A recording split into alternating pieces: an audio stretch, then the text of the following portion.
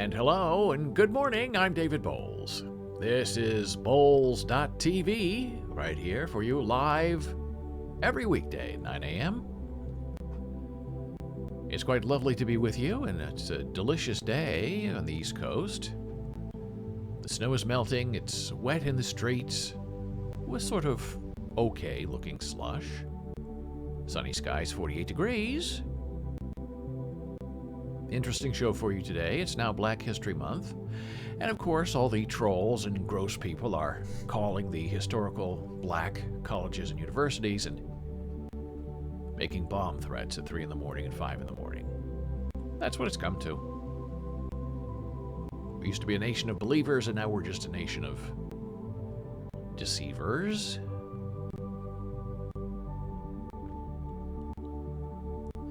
So I sent my delightful wife of 33 years, Jana Marie, a little image I found today. Oh, there's artist Dora. She's here with us. Hello, Dora. It's nice to see you. No bomb threats to us. Bomb threats are being made all over the nation at historical black colleges and universities, HBCUs. And they're canceling classes and don't come to campus. We're in lockdown. And it just all happens to be the start of Black History Month. I think we know who's orchestrating this, because it is orchestrated, because they're all getting called in bomb threats. And then what do? Some big dummy calls in a bomb threat every day. You're going to close down your campus? Just go online with Zoom? That's what they want. They want to terrorize you. But what if it's true? What if there's an active shooter? Then what are you going to do? It's just a mess. It would be nice if people could just leave other people alone for a little bit. So I sent the lovely Jana Marie an image I found online today, because I surf a lot of different sites for things we can chat about here, just things to share with her, things to curry my own mind. And I came across a wonderful Reddit subreddit that I will show you in a moment, and this image was part of it. So I sent this image to her in iMessage, and it's very cute. I'll show it to you in a minute. And Jana Marie said, well, you're sharing that on the show today, right? Yes! Because she's right. It's very cute. It's wonderful. Why would I just share it with Jana Marie, who loves cats? And I love cats, and Dora loves cats. I should share it with everyone who loves cats. Because the internet is run by cats. Some think it's dogs, but it's not. Dogs are celebrated in real life. They get attention walking, they get attention coming in and out of buildings, they get attention at the dog park, they get attention when they get treats. Dogs are real life. Cats are virtual. Cats are on the internet. That is where cats found their fame. I Can Has Cheeseburger was the original website that celebrated cats. So that's what people do. They form groups, they have websites where they take pictures of their cats, and they talk about their cats, and they ask questions about their cats, and they show images and drawings and artwork of their cats. Cat love from Dora. And my advice to you is, if you are an aspiring artist, or if you are an expert artist like our friend Dora, draw some cats. Put it on the internet. You're going to be famous. People love to look at images of cats, and I'm going to show you why in just a minute. And then if you're smart, like this artist I'm going to show you, she says, well, yeah, I live in Canada, and one of the things I do is I draw watercolors of people's cats. I think it's 8 by 10 page, right? Regular piece of paper, canvas, sheet of paper. And she'll draw your cat for $30.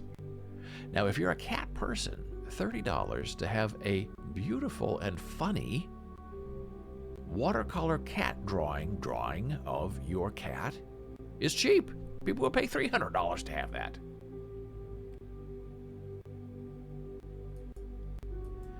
So this is the image I sent Jana Marie because I thought it was just so delightful. two cats sitting next to each other with a mouse in between and a cactus. So there are three things you'll notice about this artist right away. Is she has wonderful talent with watercolor, and she gives many of her cats vampire teeth, but not all of them, only some. And she usually has a cactus in there. I don't know why. I have not had time to investigate her enough today because I was doing all of this at half an hour before the show. I don't know if it's cactus or something. But there are sometimes mices to pieces in her artwork. And sometimes there are other cats. I think one time we're going to see a snake.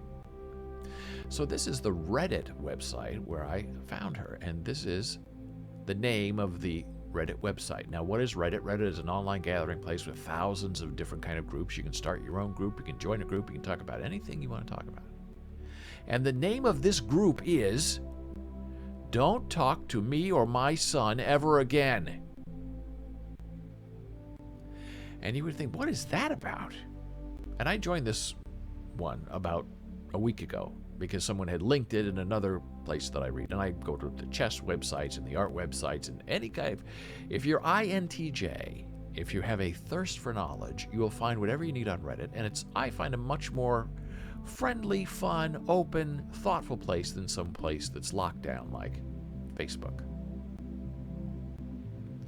So the idea of this "Don't talk to me or my son ever again," you will see, is very funny. And people post to this subreddit every day, and they have to create these scenes or take pictures of something that relates to "Don't talk to me or my son ever again." So here's the cat that's still at the top of the thread. So this artist posted this artwork, and she posts many places of her artwork, all in cat places, which is good. It's called cross-posting. It's absolutely fine. And her title of this is "Don't Put a Mouse Near Me or My Son Ever Again." So that's the joke, is you're writing the joke. The end of the joke, the punchline is "Near me or my son ever again, me or my son." That's the name of the subreddit. So she says, "Don't put a mouse near me or my son ever again." That's what I should do next, Dora says. Great idea. Beautiful watercolor. Yes, Dora, I'm telling you.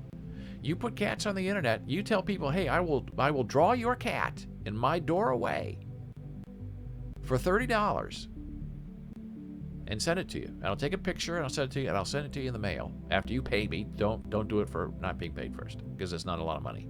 You will make more money in your retirement than you made in all of your working life. And I love these stubby front legs on these cats. So don't put a mouse near me or my son ever again. Okay, you're thinking, what is that? I don't get the joke. Well, here, let's keep looking at the Reddit. Here's another one. 2 U-Hauls. Don't haul me or my son ever again. Here's another one. Don't make pancakes with me or my son ever again. So there's a big thing and there's a little thing. That's the joke of it. Maple syrup. Here's another one. Don't hail me or my son ever again. It just makes me laugh, and maybe I'm just strange. Don't blob to me or my fish ever again. Is this TV too high? Now, they didn't write the joke, but that's okay. Oh, there's Jenna Marie, sweetheart. Good morning, everyone. Yes, the watercolors are great. Love cats. Oh, boy. We love cats. And we've already contacted this artist to see if she can do a watercolor of our dearly departed cat Jack. But why not? You don't have to be alive to have something drawn about you. Don't paint me or my daughter ever again. It's just so stupid and ridiculous, which makes it so much fun. Don't grow me or my son ever again. Don't compost with me or my son ever again. Oh, here's the cat lady again. Don't paint me or my son ever again. Oh, that's a new one. I haven't seen that one. So, this lovely artist, I went to her website, and I'll show that to you too, and just looked at the rest of her cat drawings. Here's another. This is a vampire cat. It looks like that is a snake. I don't know. Now we're out of the realm of me or my son now. Now we're just talking about cat art. And there's the cactus. And the cactus doesn't ever seem to have a barb on it. Which is sort of funny. And she tends to like orange cats the best. Our cat was black and white, so we'll see what happens. Here's a leopard cat with vampire teeth. Next to two cactuses. Cacti. With red ears. Here's another striped orange. Oh, it has a crocodile friend and two cacti. I love the crocodile. With vampire teeth, by the way. Here's another one. No vampire teeth in the cat. A lovely bird and two cacti. A very long tail as well. And you can kind of see the evolution of the talent and the art and the mixing of the colors. Here's another vampire cat with a mouse. Two tails. A cactus. Two cats sitting next to each other with one cactus, one tail up, one tail down. No vampire teeth. Oh, vampire teeth are back. With an owl friend and one cactus. I've got to find out what's going on with the cactus. I have not been able to investigate that very closely yet. I've got to find out. Oh, two cacti and one vampire cat. And this is a darker color cat, so she can do dark cats, which is good. And the pink ears. And the glowing evil eyes. This is so sweet. This must have been for Valentine's Day. There's a little bug friend in the middle of the heart made with the tails. Two cacti. One vampire cat. And the other is a regular cat. This, I believe, is the artist's avatar, which is an orange cat. No vampire teeth, but one cacti. Another orange cat with another owl. The owl has the legs of the front legs of the cat and one cactus. No vampire teeth. Oh, and we end where we began, with our friend, with the vampire teeth and the snake as a friend. And the back feet are very cute with only 3 claws. And this is the artist. Her name is Jana Arts. 61 sales. Then you can contact her and look, this is what she's selling these for. $25, $20. Now I think if you're buying what she decides she wants to paint, you pay $20. If you want her to draw your specific cat, then she charges you $30. But what are you gonna do? It's just so cute. I'll put the link in the chat. Cat art.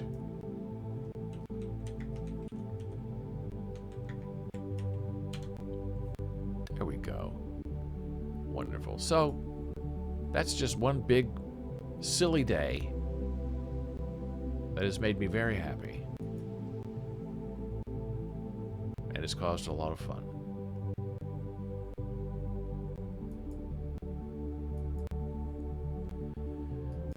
Well, enough of the fun with the cats. Now it's time to get serious. With this very interesting alert that was sent out yesterday from the Cybersecurity Division arm of the Federal Bureau of Investigation. Oh, there's Dora saying hi to Jana Marie. I hope Jana Marie is still there. Hello, Jana Marie.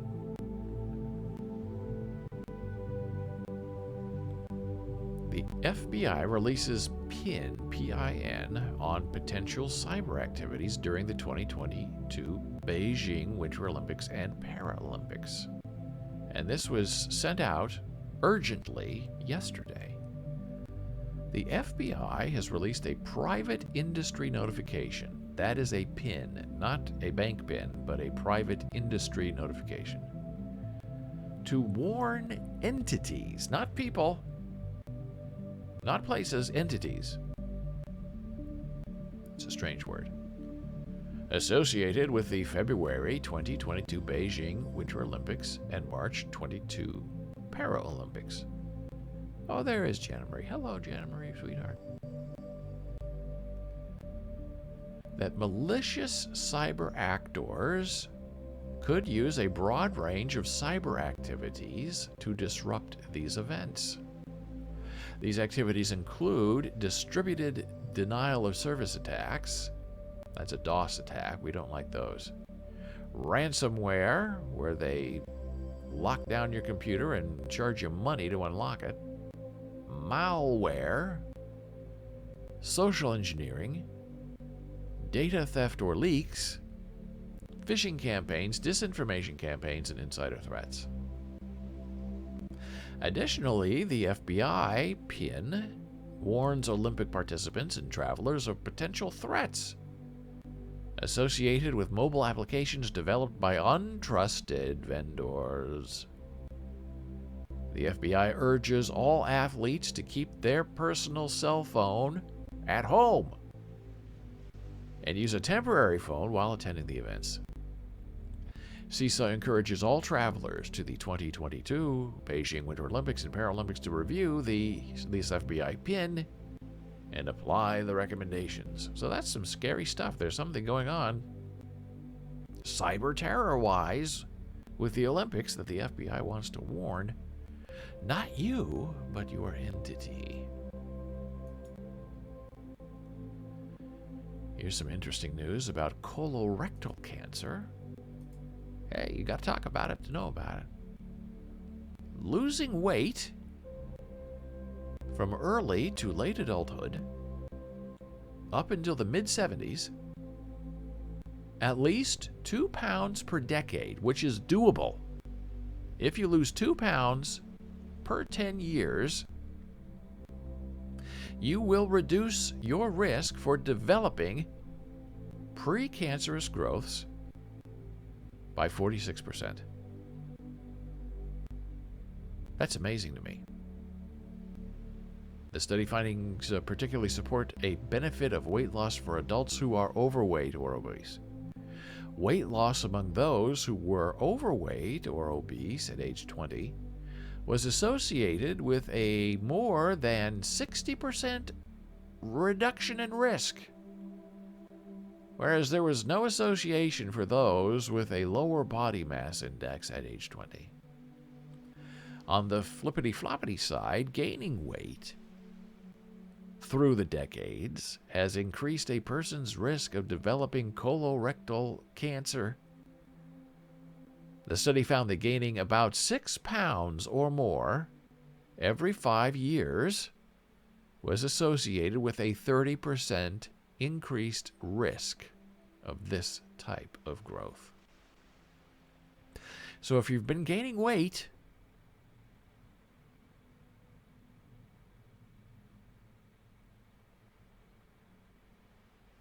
£2 pounds a year instead of losing 2 pounds a year, your risk for colorectal cancer increases by 30%. That's a little scary, because usually as we age, most of us gain a little bit of weight. And then you kind of hit a wall later where you lose a lot of weight because you don't need as many calories. And they're not wasting away, they're just very old. And they look skinny because they don't need as much food. And that's probably around the age of 75.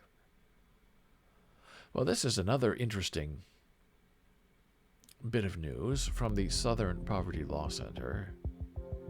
The total number of live, meaning active, there, you can go visit it right now, Confederate memorials in each state. And you think, hey, Confederate memorials are in the South. They wouldn't be anyplace else. Why would they? Who would want to celebrate the life of the losing side in a civil war? Well, Davy, as Uncle Mills would say, take a look at this map. The South, we know, Texas, 242 Confederate memorials. Georgia, 285. And we've read about some of these being taken down, but 285 remain in Georgia. Florida has 77. Virginia, 290. Nebraska, 0. The great state of California, 10. I had no idea. Arizona only has 1. California has 10. Oregon has 4. New York has 7. New Jersey, 0. Oh. Pennsylvania, 2. I think it's just alarming. Ohio, 6. So if you want to see where the Republicans are especially strong, you kind of look at this map, and if it's a light green and a dark red,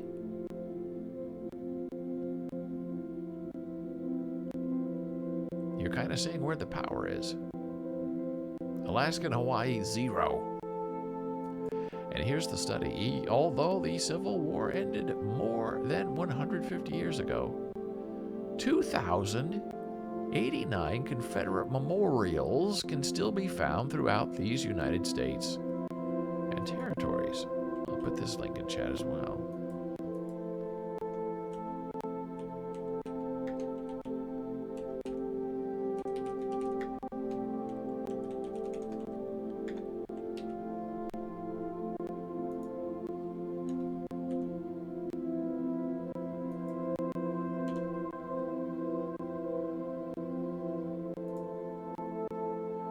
So it's a very interesting and long article. You download the PDF if you want to print it out. This is just on their website. Very well researched. Embedded not in just memorials, but in streets and names and universities and buildings named after them. Most Confederate memorials are not what are commonly referred to as monuments. That's interesting. Although there are 723 live monuments in the database as of January 20, there are more roadways, 741 honoring Confederates, than there are monuments. Together with schools, 201, counties and municipalities, 104, parks, 38, buildings, 51, holidays, 22, military bases, 10, commemorative license plates, 7, bodies of water, 6, bridges, 6. These places do important cultural work to reinforce white supremacy. Very, very deceptive. And the memorials are not limited to the South. The popularity of different kinds of Confederate memorials changes over time, reflecting shifting methods of intimidating black communities. Recent efforts to remove Confederate memorials offer insights that can assist social justice advocates working to create fairer, freer, and more public spaces. The top 3 individuals commemorated are Robert E. Lee, the leader of the losers, Jefferson Davis, and Stonewall Jackson. It's fascinating. I don't know how this even happened. Well, I do know that what it kind of happened is when this was going on, they thought, okay, they're hurt, they're wounded. Their pride has been hit.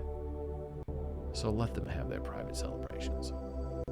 Let them celebrate what they tried to do by building monuments, and we'll leave them alone.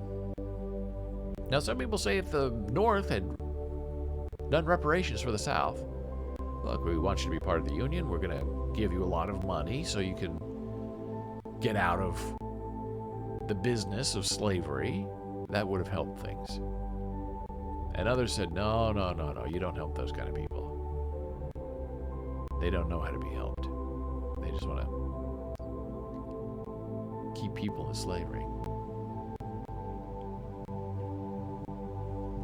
So this is really well done. It's very informative. And it will bother you a lot when you read how far we have not come to distance ourselves from the losing side of the Civil War in the United States of America. And on that note, we're going to take a very small blood pressure break. We will return in a moment.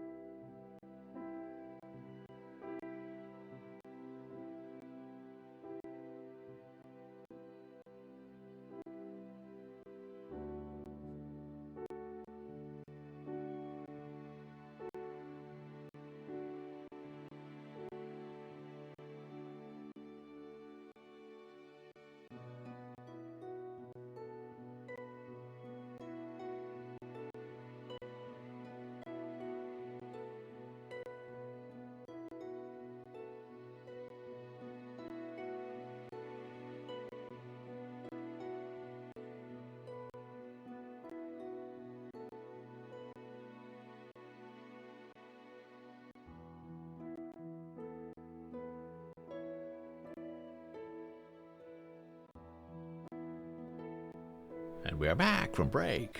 I'm David Boles. Thank you for being here on Boles TV, BOLES.TV. I spell it out for our closed caption viewers, because the automatic captions tend to spell my last name with a W. And there is no W in this Boles, BOLES.TV. Monday through Friday, 9 a.m. Eastern. On Friday, Jana Marie is going to have a hardcore ASL lesson at 10 a.m. instead of 10:15. She has a little commitment she has to do later in the day, so we're just bumping her up a little bit. And we probably should just do her at 10 o'clock every day on Friday because it's easier to remember than 10:15. And then Jana Marie has her own show all by herself, Saturday and Sunday at 11 a.m., where she talks about ASL and disability and answers your questions. A lot of interesting topics going on for the weekend. That I can guarantee you. I've seen the research. It looks interesting. So I was putting on my Apple Watch. I forgot to put it on before the show started. So I don't know if I run my Apple Watch or if my Apple Watch runs my life. I think Apple runs my life. Thank you for the follow. AOD Plays. Lovely to have you with us. If you have a question or comment and want to say hi, say something. Very happy to chat with you. So my Apple Watch does run my life, and Apple does run my life, and I'm slightly conflicted because in order to continue to propagate and grow this stream, I realize that sooner rather than later, we will probably have to move over to using a Windows machine for this stream. Because it seems that Macs have a problem with live windows and video, which we have seen here when I play a video or when Jan and I talk and she's not here but she's over there. It doesn't look great. And I'm told that if you use a Windows machine, you don't have those problems. You have much more control over audio. I could maybe do interviews with people via Zoom, which I cannot do on the Mac version. So we're researching that. But it concerns me because I have all my stuff in Apple. And Microsoft is fine. I've written books about Microsoft products in the past. I have no problem with them. They're a very good company, very well run. And Windows is fine, but I don't like having all my stuff in Google Drive and then having some of my stuff in Microsoft OneDrive. And I don't want to pay to have something in the middle. So my Apple Watch tells me when to exercise, it tells me when to stand, it tells me when to eat, it tells me what my blood pressure is, and it tells me when to walk and when to sleep. And I follow it, because it does seem to help. So I wear my Apple Watch to bed every night, and it tracks my heart rate and HRV and other kinds of things, and tells me how I'm sleeping, and then I wake up and I exercise, and then I charge my watch, because all of that runs down the battery. That's the biggest complaint you have about the Apple Watch, is the battery is terrible. So then that charges, and sometimes I forget to put it back on. And then I wear it all day doing all my stuff, and then around 5 or 6, 7 at night, the battery is again at 30%. So 30% is not enough to get me through the sleep cycle and the exercise cycle of the morning. So I have to charge it again. And it takes about an hour to charge your Apple Watch. So you end up charging your watch twice a day, which is a little bit of a hassle. And Jana Marie has several chargers. One's at work, one's for travel, because you got to make sure the watch doesn't run out of the juice, because it's very helpful. Counts calories, counts steps, helps you fast, helps you keep on track with your exercise and your diet regime. It's very wonderful.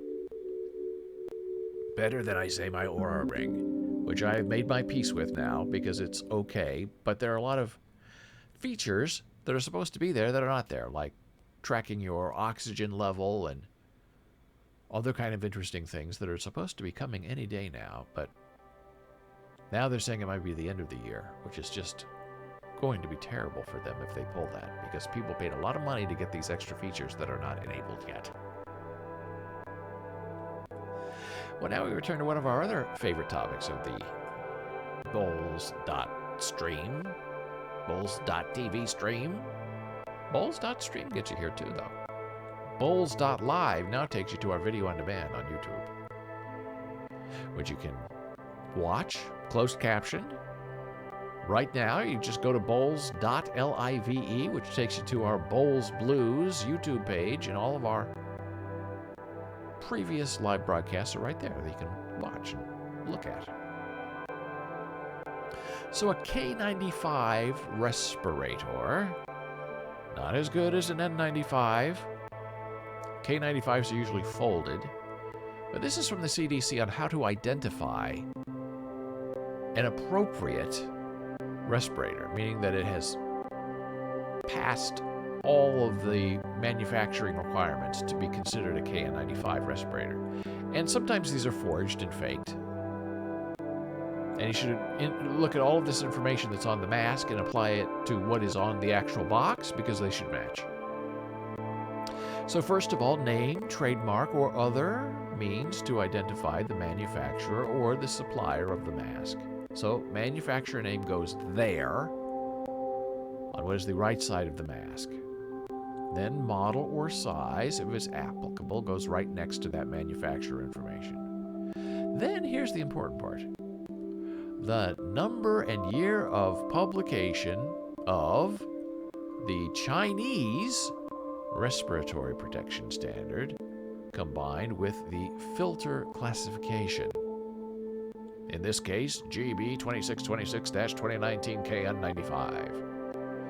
If the KN95 was produced before July 1st, 2021, markings such as GB 2626-2006 KN95 is acceptable. Now, most people don't realize this, that the N95 mask is the American standard for safety. The KN95 respirator mask is the Chinese level of safety. And the KN95s can be made in America, but they're making it to the Chinese standard. And the KN94 mask is the Korean requirement for safety.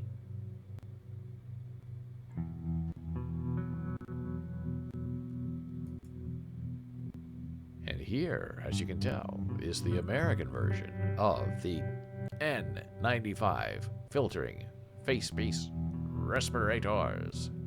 So this is what the CDC sends out, this janky thing for the Chinese KN95 respirator, which we used for 2 years. All we had were KN95s because that's all you could find, and they were all made in China. I don't know if they were forged or real or not, but we did not get sick. So here's the fancy American version of the same thing of how to identify an appropriate N95 mask. NIOSH approved. That's a big thing.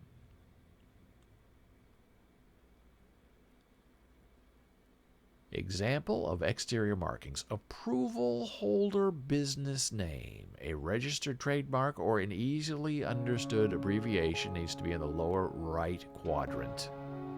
If privately labeled, the private label or name or logo will appear instead of the approval holder business name. Next, right under that is NIOSH. Very important, I have learned in these N95 masks. NIOSH approved is the gold standard. NIOSH name in block letters or the NIOSH logo. Then you have the TC approval number. For products manufactured after September 2008, the TC approval number is required to appear on the product. That's good. Then we go to the other side of your face. Left lower quadrant. The model number or part number is required to be printed on the mask. The lot number is also required to be printed on the mask. And finally, the filter designation. NIOSH filter series.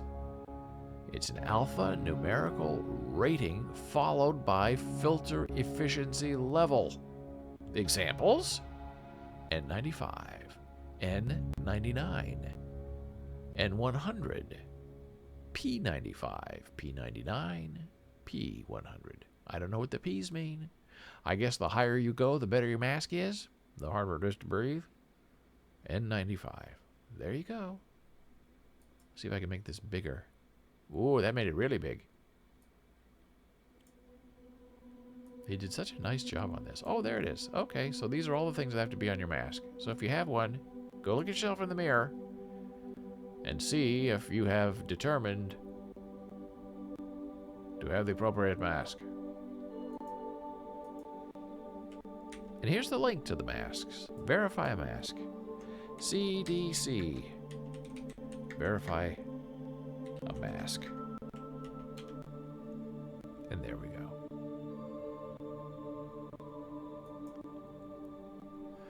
What else is happening? Well, we've talked about this before too, and you just have to love AOC. I do love AOC. And I think she's right when she says that all these Republican guys who harass her just want to sleep with her. Now, she can't say that, but she did say it, which kind of blew up in her face. But she's right.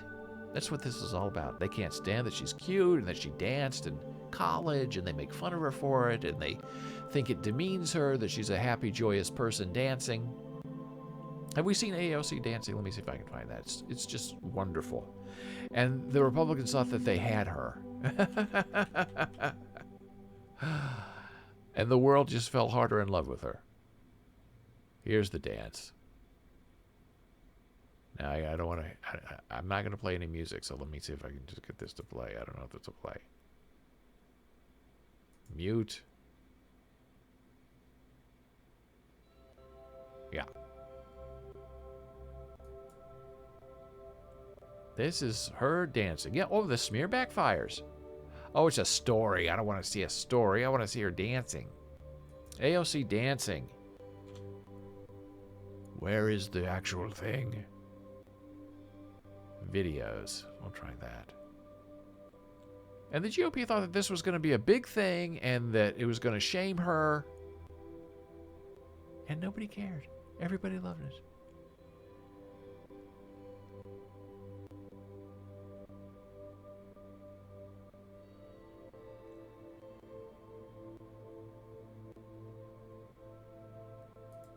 Looks like everybody's made their own story out of it. We'll see if we can find it. It's not very long. But they thought that this, I guess, made her slutty or something. And for the rest of the world, we saw this beautiful woman dancing on a rooftop in Boston. It's like, wow. Now that's a fun person. That's a person I want fighting for me. That's it. Yeah, this is it. Fighting for my student loan debt. This is who I want. She gets it. And they thought this was going to destroy her career, that this would make her flaky, that this would make her ridiculous, that this makes her dumb and ridiculous. And it had just the opposite effect. People loved her even more.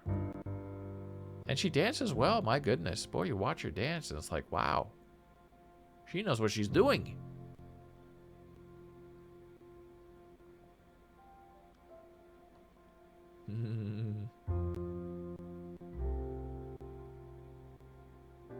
And she's AOC, Alexandria Ocasio-Cortez, from the great state of New York, Congresswoman AOC. So here she is again, fighting for people who have trouble with their student loans. And she's right. She's trying to wake up Joe Biden. Joe Biden, wake up. This is a problem for you. And Joe Biden doesn't care because he's owned by the big banks. I cannot understand the danger and the risk, economically, politically, and just where we are right now as a country, of allowing the moratorium on student loan payments to lapse in May.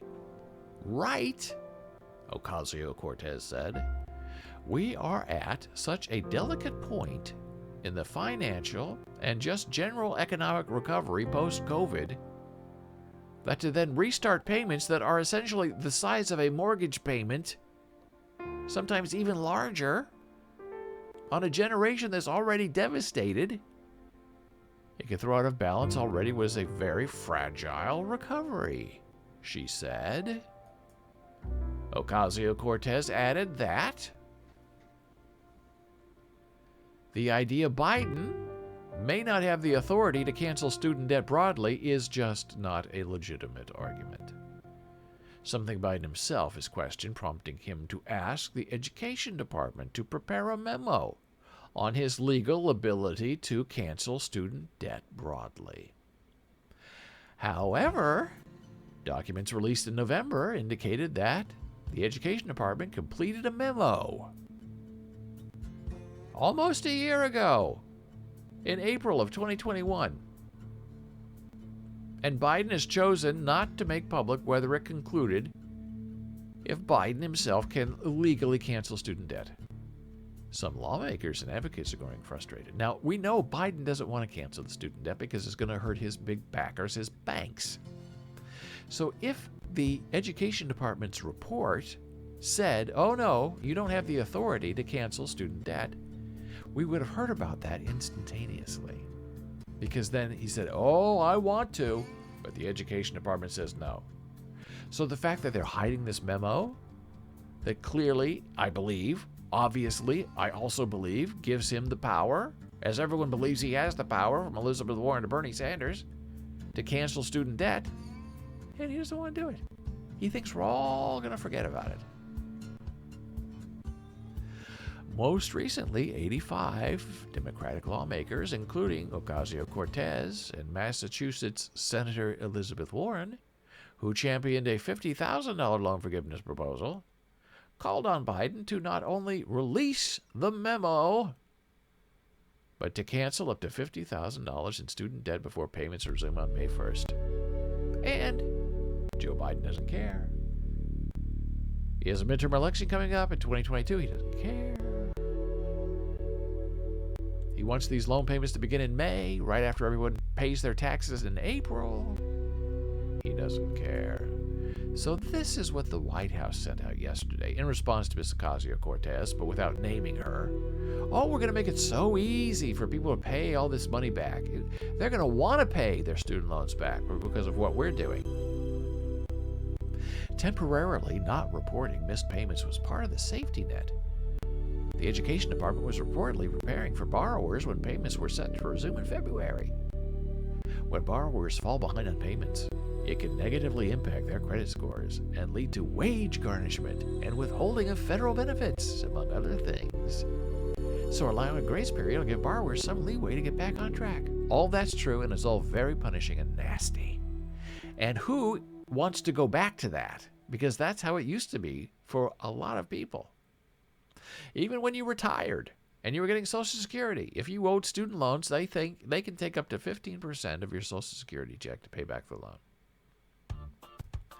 Other flexibilities for borrowers include, like they're doing us a big favor, simplifying income-driven repayment plans by removing the requirement for borrowers to recertify their current income and family size for 6 months after payments resume. Expanding customer service by requiring student loan companies to add evening hours and weekend call centers. Well, that's just so wonderful. It makes me want to reach for my checkbook and write a check to the government. And requiring that new hires to student loan companies get federal clearance and complete substantial training to ensure they are well equipped to assist borrowers. Oh boy. That's going to be interesting to see. Oh, our friend Dora says something. I've been ranting. Dora said, speaking of dancing, I think I'll have to start physical therapy. My knees keep giving me problems. Haven't had a chance of ordering the knee wrap you suggested. You know how I feel about student debt, crippling the lives of so many people, no pun intended. I know. You're 18 years old, trying to start a new life. Get out of where you're from, and sometimes the only way to do it is to take out a large amount of debt. And you think you're doing the right thing, and then reality hits you, and what everybody tells you when you were young, oh boy, you're going to owe for the rest of your life. You're going to into the grave with debt. We have a friend who works in our building who injured her knee, tore her meniscus, but not all the way. So she's limping, she's walking, she has a brace on her leg. And she goes to physical therapy every week. And they say, well, you have to take off the brace because we need to flex your knee when you walk. And right now you're walking like this with one leg. And she said, I'm not taking off the brace because I have to go to work. And I can't work if I can't walk, and I can't walk without the brace. And they said, you're doing more long-term damage. You're not getting your knee a chance to heal. And she doesn't care because she says she needs to work. So I say, why go to physical therapy if you're not going to listen to people trying to help you? Doesn't make any sense. And her doctor thinks that she needs to have the surgery, and she doesn't want to have the surgery because she's scared. Scared of not waking up, scared of getting COVID in the hospital, scared of who's going to take care of her son. And she says that under the worker comp law in New Jersey, she has 2 years to decide if she needs surgery or not. So she said to her doctor, let's wait 6 months and see if I can recover. And the doctor said, well, your meniscus is not going to repair itself. It might feel better, but it's always going to be torn. And if you tear it all away, you're not going to be able to walk at all. So she's trying to decide if she should have the surgery or not. And her doctor is saying yes. All of her friends are saying yes. I told her yes. There's a guy who worked in the elevator who said, you know, I had the same exact tear in my leg 20 years ago, and I'm fine. And I got the surgery right away. I'm very happy I did it. And she's still undecided. But she's very delightful. And it's her life. It's her knee. She has to do what she wants to do. And she was very scared of getting the COVID vaccine because she said that a friend of hers who works in the police department died days after getting the COVID vaccine. Dora says, I don't think it's gotten to that point. I hear a creak every once in a while and minor pain going up and down the stairs. Oh, that sounds painful. Knee injuries can last a long time. I hurt my left leg on a Bosu ball doing exercises. I just jumped on it the wrong way, and not the Bosu ball's problem. I love Bosu as a company. But I hurt my knee, and it still hurts today when I get in certain stretching positions. And when I walk, and sometimes when I wake up in the morning. But I didn't go to the doctor because I knew it wasn't that serious. But I knew when I did it, I said, oh, I shouldn't have done that. And I kind of cut down on my running for a while. Knees are more important than you realize, I guess. Probably more important than an ankle, I would think. Because if you had a fused ankle, you could still walk and move. But if you have a fused knee, it would be very difficult to walk. Bill Walton, the basketball player, has both of his ankles fused.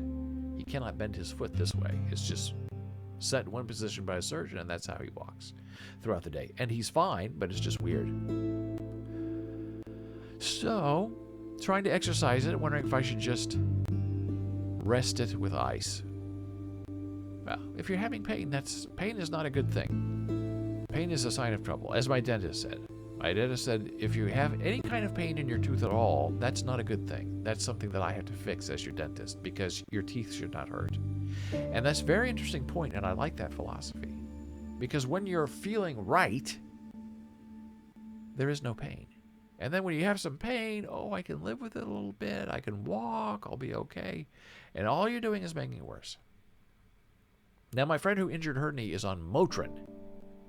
She said that's what her doctor wants her to take. So she takes, I think, 6 Motrin pills a day. And she said the Motrin helps. But her doctor also said, look, you have to get up and you have to walk around at least every half an hour because you're going to get a blood clot if you sit with your knee in a brace. And the work, she's back at work temporarily, deciding what she wants to do, and work because she needs the money, and she's not being paid if she doesn't come to work, which is weird. But I believe if she has the surgery, she will be paid. And management said, you are not to walk. You have to sit at the front desk. Period. No walking. And she said, first of all, I have to go to the bathroom. I have to have lunch. I'm not walking home. I'm walking to the front door, and I'm walking back to the front desk every half an hour, doctor's orders. And management said, okay, that's fine, but we don't want you walking. She's walking and doing a lot of yelling. That's what I've noticed. She sits in her chair and she yells at people to come and help her in a very fun and kind way.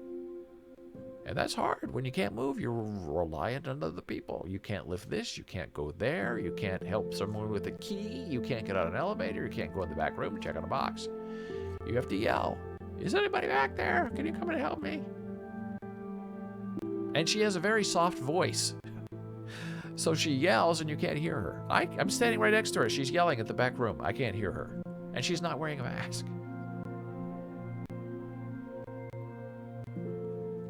So I said, the phrase you need to use when you see your doctor next time is, "If you were me, would you get the surgery now or would you wait?" And I already know the answer because he told her, "You get the surgery." But that's how you have to phrase it. Not to help you make a decision, but if you were in my position, you knowing my life, knowing what I've told you, knowing what you know as a doctor, should I do it now or should I wait? And she should not be waiting. She needs to do it now. She has a young son. She has to run around. He's fun. He's very smart and very wily and investigative. And he runs around a lot. He likes to find new things. And she's going to have to keep up with him. And he's very young. He's 4 years old. And she can't do it with a bum knee.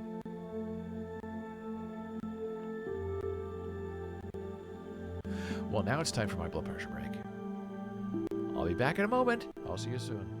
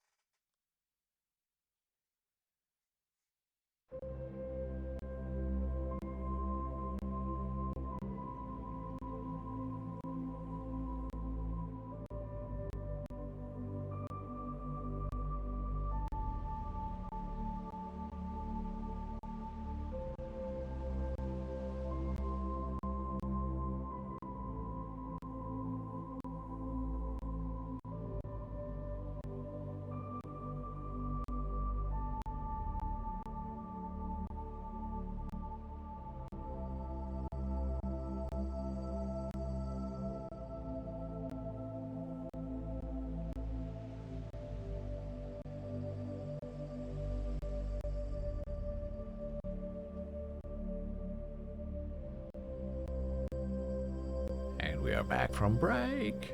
I'm David Boles. This is Boles TV. 9 a.m. Monday through Friday. 9 a.m. Eastern. January 11 a.m. Eastern on the weekends. And while we were out, our friend Dora said this. Good suggestions. Should have a look at it. I don't want it to negatively affect my dancing and exercising life. Her sore knee. Though when I visit family, that's all we do is eat, sit, and watch TV. You need to get up and dance like AOC together. I just came back after my friend's funeral. Oh, that's too bad. That was a hard thing to do. To say goodbye to a good friend. But I'm glad you're here and I'm glad you're okay. And that is the new thing, I guess, that when you have surgery, is the doctors do not want you sitting around or in bed. I remember many years ago when I had my bilateral hernia surgery. Jana Marie took a couple of days off from work. We went to the hospital. It was a more involved surgery than I thought, and my surgeon thought I was in there for 6 hours, where he said it would be an hour and a half. He said there were a lot of tears, that he just wanted to fix everything up. And I'm so glad he did, because I'm okay now. And drugged up. And the doctor said, when you get home, walk around. I said, what walk around? I'm going to be in bed for 3 days. My wife took time off. She's going to take care of me. No. You're going to get up. You're going to walk. You're going to do some light exercise. I said, I just had 6 hours of surgery. I can't lift anything. I had a hernia. He said, you can lift anything you want. I fixed it.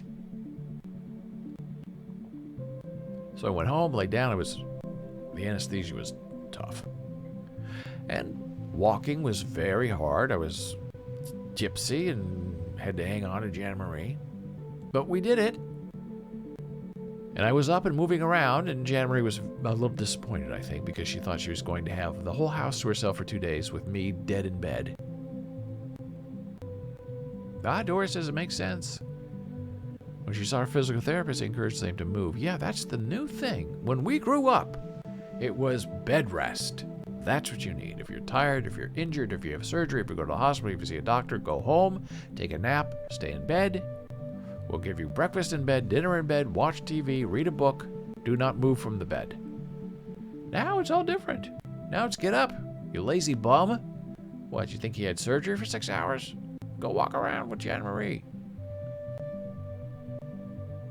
And we had another friend who we would meet on our daily walks.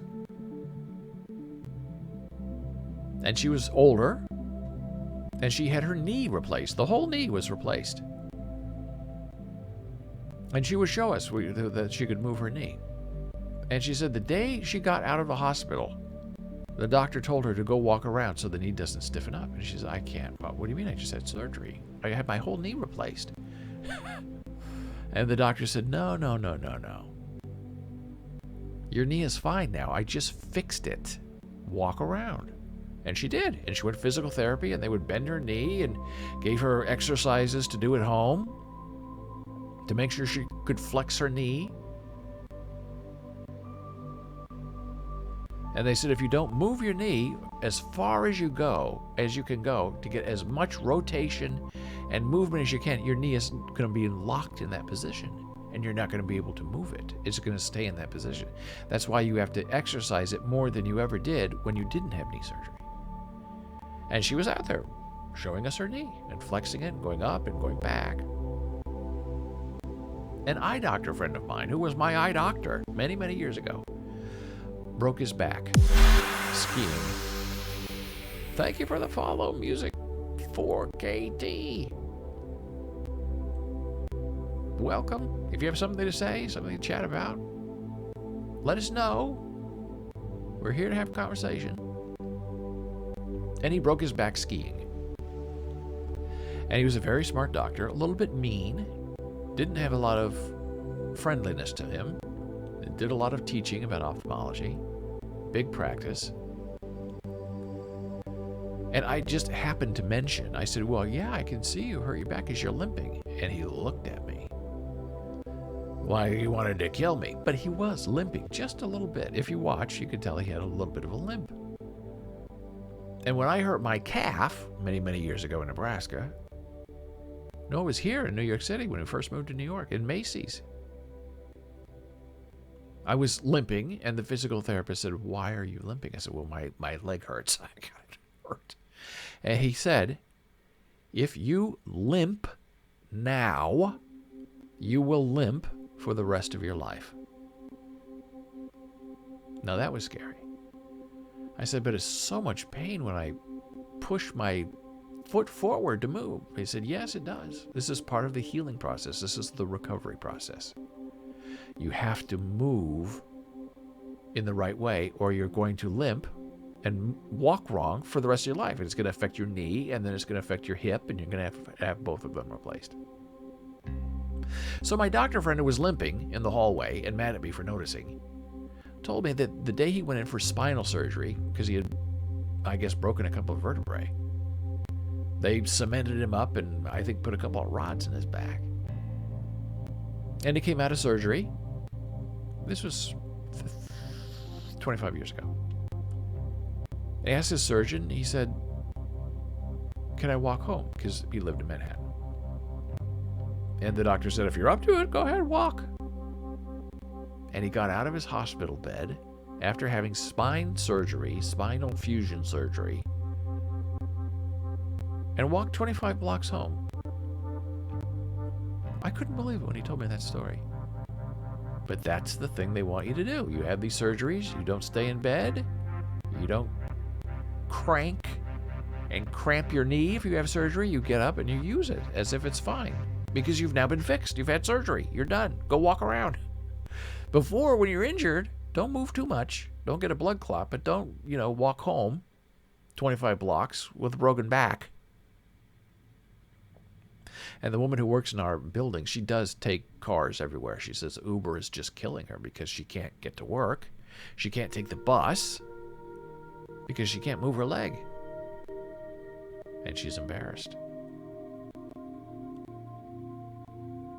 So I feel for her. I understand what she's saying. So move around. Do a little dancing. But don't do it if you're in pain. But if after surgery, dance in the hospital. That is my recommendation. Well, we talked about last week American Indian youths, grades 7 to 12, and how to help them avoid becoming alcoholics. And they did this big study. And the conclusion of the study is, love your children. These kids need a connection to their culture and their family, especially their mothers and their fathers. And the second thing that stopped them from becoming alcoholics was positive criticism, meaning behavioral correction. And not about drinking, but just about, as the kid is growing, give them positive reinforcement feedback that helps them understand the difference between right and wrong, because it shows that you care about them. Don't jump off a bridge. Don't hang out with that gang of people who want you to join. Do this. Go to church. Come to a family gathering. That kind of thing. And those two simple things, a connection to the parents and positive reinforcement from the adults around them, especially the parents, prevented a large number of these kids from becoming alcoholics. It seems so simple. And now we have a new study today that seems even simpler and even more common sense, but I guess it's not happening everywhere because it needed to be studied and talked about. There is a new longitudinal study that takes a deep dive into adolescent self-esteem and the roles that parents, especially mothers. Now, I know women, I know mothers, and there are some mothers who say, "Oh, it's all our fault. The kid turned out wrong, you blame the mother. The dad's not here, the dad's not involved, the dad's working, the dad's out of it." It's the mother. There's probably a reason for it. Specifically, mothers and friends play in shaping how young people feel about themselves. Confirming results from previous studies, Youth who lack support from parents and friends, okay, that mirrors the American Indian study from 7th grade to 12th grade, who lack support from parents and friends have lower self-esteem than those with support from one or both. Contrary to popular belief, however, for most adolescents, support from friends cannot overcome the drag on self-esteem caused by the absence of support from parents. Oh, our new friend Mouse is here. Hello, Mouse. Fascinating studies. I'll have to look more into this. Oh, it's so good to have you here. Good to get some feedback from you. Or very interested in your shared conversation. A replica. Oh, artist Dora. I read about that too. Sounds like my mother. Oh, my son doesn't understand why I'm always praising him. Yes. Yes. My lovely friend Dora gets it. It's very, very important. But it has to be genuine. You know, if you're just, building up a kid, and I'm not talking about Dora. I might be talking about myself, but I'm not going to say that. When you build up your kid falsely, after perhaps mistreating them, oh, you're the best, you're that, building up their ego, a kid doesn't need ego boosting. A kid needs authenticity and genuineness of spirit. And some parents are not built that way. They can't do it. Well, if the kid has good friends, that can help. Jan and I were watching a show last night, Botched. And there was a trans woman who came in and was talking about her parents and how when she was younger and was going through the change from male to female, her parents were just spectacularly supportive. And Terry Dubrow, one of the surgeons on Botched, started crying. What? Terry crying? All he does is make jokes. And he got up and left the room during the show. And the others, where'd Terry go? And he came back and he said, look, I think he said 3 daughters and a son. And I try my very hardest to be supportive of them every day. And what you said reinforces and reconfirms that I have to be vigilant about it. Because it's too dangerous to do it the other way. When you abandon your children, you don't give them the attention and the love that they need. It's a very difficult thing to overcome. So that was a very interesting moment from Terry Dubrow. And we have a friend of ours in this family. There is one straight son.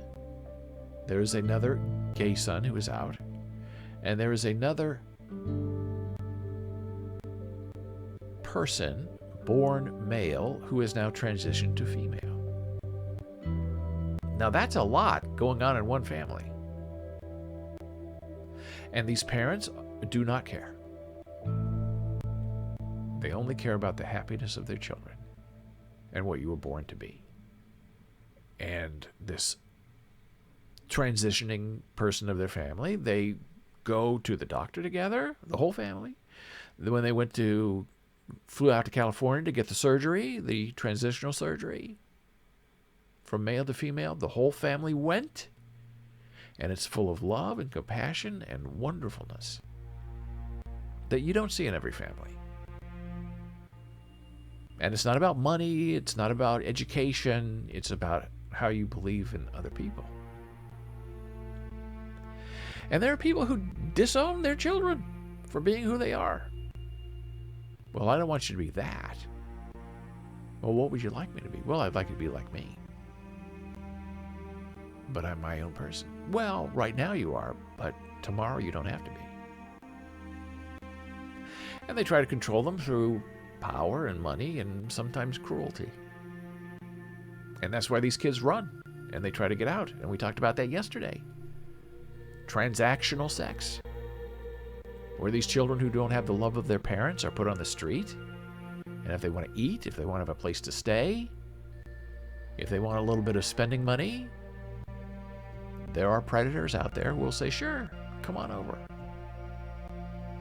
And you have to give me sex for a Big Mac. You want to sleep on my couch? You have to have sex with me. I own you. And the point of that article was this transactional sex leads to much higher rates of HIV infection. It's devastating. So this replication study looked at reports from 4 teams of investigators who studied more than 2,000 young adolescents, ages 10 to 14 from Canada and the United States. The investigators sought to test 2 claims: that close relationships with friends and parents boost adolescent self-esteem, and that friends can help adolescents compensate from or overcome poor quality relationships with parents. Very interesting. Sometimes your friends are more important than your parents. And that's a sad thing, really. Results of the study, published in the Journal of Developmental Psychology, showed that support from mothers and support from friends were each uniquely associated with concurrent global self-worth, a finding that emerged in each of the samples studied. But there was no evidence for the claim that positive relationships with friends buffer against diminished self-esteem arising from poor quality relationships with parents. And I think that's true. You can have all the friends in the world, but if you have lousy parents, you're going to be in trouble. In several respects, the findings run against popular conceptions about the role of friends and mothers in adolescent self-esteem. We looked at youth from 4 studies in 4 different samples from 4 different locations in America. Not only did we fail to find evidence that friends protected against the absence of supportive parents, we also found that the antecedent links from relationship quality to subsequent self-esteem was weak, casting doubt on strong causal claims that close relationships with family and friends drive changes in adolescent self-worth. Of course, the findings do not imply that parents or friends are irrelevant to adolescent well-being. Both contribute directly and indirectly to happiness and success in school, as well as to the development of adjustment problems and risk-taking behavior. The origins of adolescent self-esteem were complex, however, and it appears that close relationships are but a small contributor to adolescent self-views. Authors caution that most of the evidence concerns relations with mothers, and that less is known about fathers. Right, let's go after the dads once in a while. My goodness. Everything can't be mom's fault. Specifically, whether their contributions are interchangeable with those of mothers, or supplement them, and whether friend support mitigates the adverse consequences of poor quality father-child relationships. Yeah, I know, and there are mothers who say, well, the father's gone, so I am both mother and father. And that doesn't play. That does not work. A mother is not a father. You can try to pretend to play that role, but it's not the same role. But I know single mothers who say that. Oh, I'm the father too. Well, you're not, though. It's a different thing. You just can't replace a father by saying, well, I'm taking on that role too. It doesn't work like that.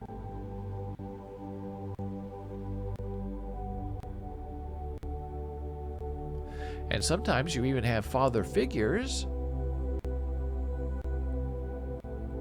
Big brother, big sister, right? That was a thing for a while, where you'd go and you'd call and say, well, I don't have a father, I need a father figure, so some guy would come over your house and play catch with you. Well, that doesn't fix it either, really. And sometimes there are people who have their own families and say, oh, I'll be a father figure to that young boy and take him under my wing and coach him and be a father to him, which is very fine and very kind, but you are not the child's father. There is only one father, as there is only one mother. And the kid knows the difference. Sure, you can be a friend. You can be an advisor, a mentor. But to say I play the role of the father figure, it doesn't mean anything.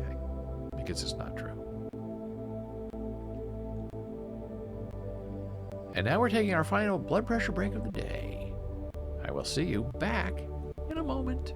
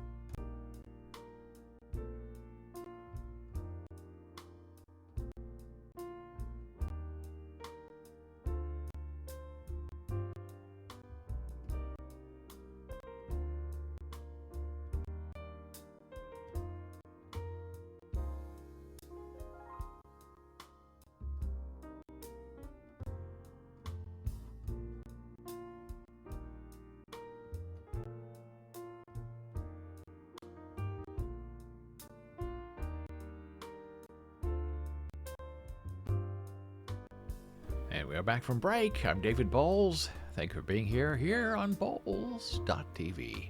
BOLES.tv. Eastern Standard Time. 9 a.m.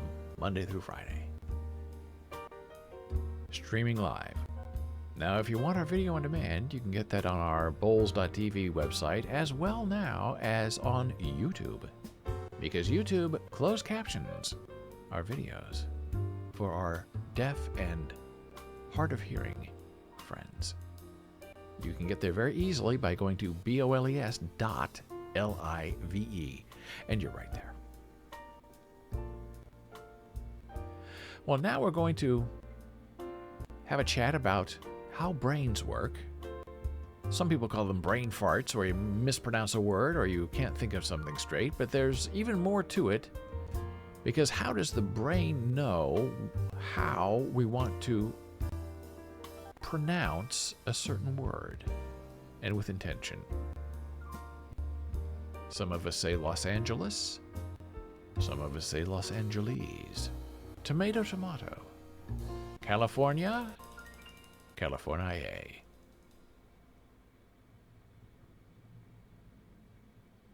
Or as Arnold says, California. Which I prefer his pronunciation, actually. But people around me don't. They get very upset when I say California. Especially if they're from California.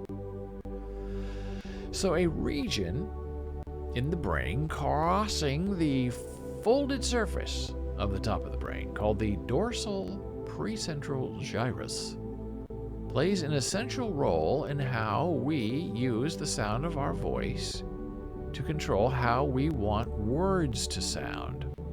I read that and I thought, wow, now that's interesting. So we have one part of our brain right up here that helps us decide the quality, the timbre, the tone of our voice. Does it affect how people sing? Some people can sing better than other people. It's very interesting.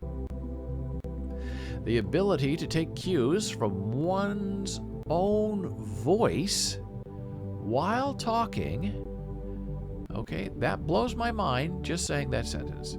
The ability to take cues from one's own voice while talking has long been recognized as essential to fluent speech. Also recognized is each person's ability to make possible near immediate adaptations based on those cues, such as slowing down speech to better articulate multi-syllable words, or raising the voice to overcome loud background noises.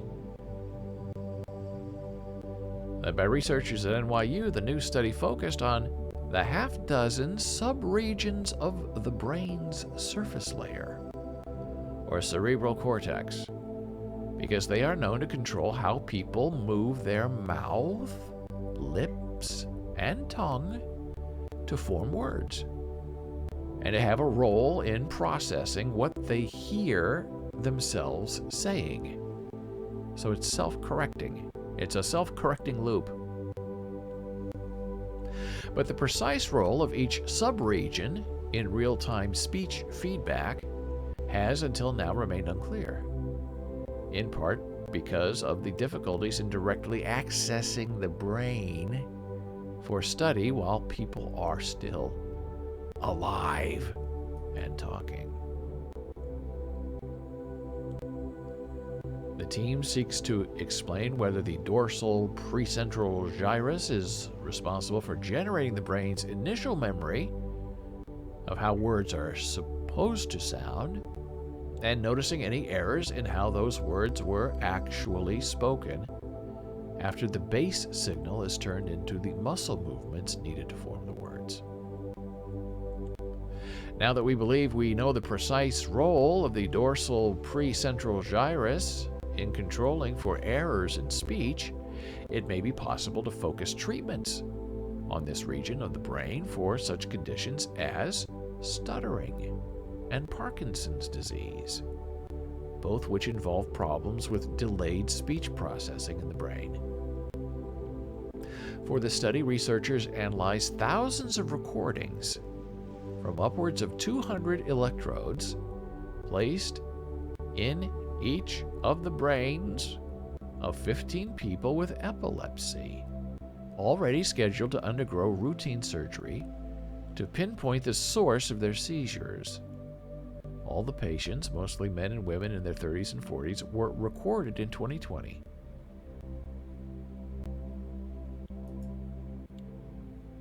Patients then volunteered to perform standardized reading tests during a planned break in their surgery. So their brain's open and they're having electrodes put in there. We're going to take a break, so read this for us. Saying aloud words and short statements. All wore headphones so that they could be recorded and played back to them as they spoke. Researchers then recorded electrical activity inside most subregions of the patient's brains, as the patients heard themselves talking, and as this feedback was increasingly delayed by milliseconds. Such audio feedback tests have been developed to safely study how the human brain learns and processes speech. By introducing errors in normal speech, researchers say they can then compare and contrast the electrical signals to determine how various parts of the brain function and control speech.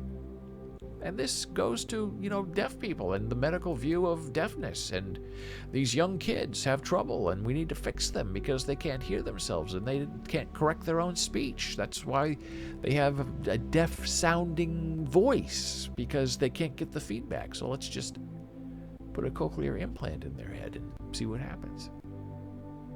Now, tangentially, this goes to how we mispronounce words. From London, in Prime Minister's questions on January 19, Ian Blackford mispronounced the word hemorrhaging as hemorrhaging instead of hemorrhaging. To be fair to Blackford, this is actually a surprisingly common slip of the tongue, and his meaning was perfectly clear. But the question is, why did those two syllables switch places like that? And why are there other words that people seem to slip up on, and sometimes with humorous effect? Blackford's trip over the word hemorrhaging is a common process observed by linguists where whole syllables or parts of them can be swapped. This process is called metathesis by linguists. Okay, what's that? Here we go. I'm not reading this whole thing. Here we go. Metathesis is a term used in linguistics to describe a language pattern where a sequence of two sounds occurs in one order in one context and in the opposite order in a related context. For example, a word might have two sounds in one order in its singular form, but the opposite order in its plural form. Or the relative ordering of two sounds within a word form might change over the history of a language. Or a speaker might swap two sounds when speaking quickly, which I tend to do a lot. The literature on metathesis dates back at least a century and covers topics including its origin, typology, conditioning factors, theoretical status, among others. Okay, now we know what that is. In English, syllable swapping commonly happens when parts of different words change places. For example, a person might say, "I have a half-warmed fish in my mind," for half-formed wish. Wish instead of fish, or fish instead of wish. This is known as a spoonerism, named after the 19th century clergyman and academic William Archibald Spooner, whose nervous habit of transposing syllables earned him his place in the history of linguistics. Swapping sounds is more common than it might seem. Consonant swapping, as in hemorrhaging, is found in many languages, such as Tagalog in the Philippines, Amharic in Ethiopia, and Quechua in parts of South America. What are often referred to as mispronunciations, brain farts, or slips of the tongue are not just embarrassing mistakes, they can also be language change in action. Sometimes mispronunciations are so common that they become people's normal way of speaking. California. In parts of the U.S., people may be heard to regularly say perty, P-E-R-T-Y, as opposed to pretty, P-R-E-T-T-Y. We call those dialects. A historical example is the word apron, which actually comes from the Middle Eastern napron, which derives from the French néperon, a small tablecloth. Over time, people turned a néperon into an apron, resulting in the word we know today. Oh, it's beautiful. I love the history. In addition, sometimes what many think of as mispronunciations actually just reflects different accents. For hundreds of years, if not more, and since Old English, some people have said ing, I-N-G, on the end of words such as run-ing, jump-ing, speak-ing, and others have said in. This latter pronunciation can be heard in English dialects spoken all over the world and is often considered a mistake when it is simply not the case. So run-in, jump-in, speak-in, say an I-N instead of I-N-G. And now in modern culture, we have in America this ish thing. Well, black-ish, sort of-ish, consumer-ish, cruel-ish, meaning sort of. Another example is the pronunciation of film as philem in some accents, which is neither a mistake nor recent, as it has been appeared in the work of Shakespeare. Philem can still be heard in the speech of English speakers in Scotland and Ireland. For many speakers of these dialects, the L and the M sounds are not normally pronounced together and are separated by a vowel. I'm thinking of aluminium and aluminum, right? That's another one. Herb and herb. Such speech errors are a great resource for linguists. They tell us about how people use and process language. They can also sometimes tell us about how language might change. This poses the question: how many people have to regularly mispronounce a word until we begin to consider that new pronunciation is just the regular, normal way of saying it?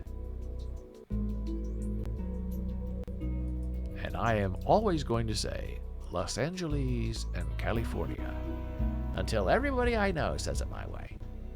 And then it's not a mistake, it's an on purpose, and it's the new linguistics of pronunciation.